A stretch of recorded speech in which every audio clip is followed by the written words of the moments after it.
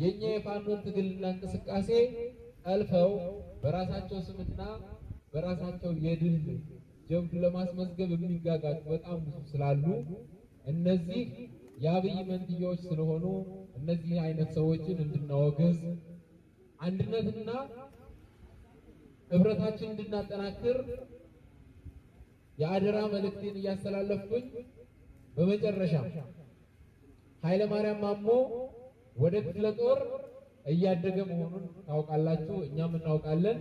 ቅድም በንግግራችን የሚያስቀምጥነው ነገር አለ። እዚህ የምታያቸው የአፋብኃ ሴንትራል ኮማንድ አባል የአፋብኃ ደቡብ አማራ ቀጠና አሳምነው እዝ ከፍተኛ አመራሮች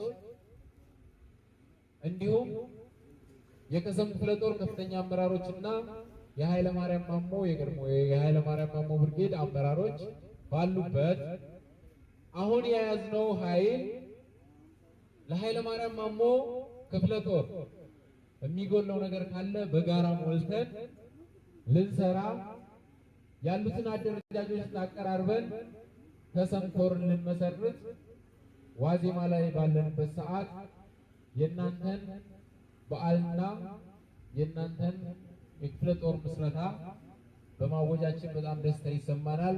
በድጋሚ እንኳን አደረሳችሁ። ክብር ለተሰዉት። አመሰግናለሁ።